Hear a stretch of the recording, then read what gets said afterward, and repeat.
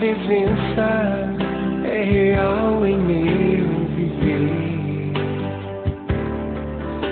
Entregue sua vida, seus problemas, fale com Deus, Ele vai ajudar você. Deus te trouxe aqui para aliviar os teus sofrimentos.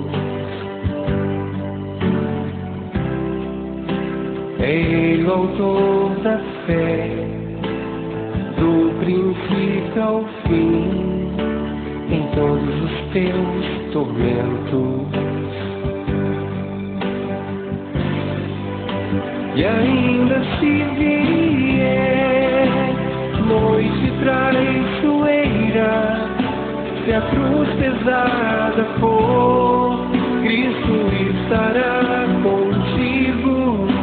E o mundo pode até fazer você chorar, mas Deus te quer sorrindo.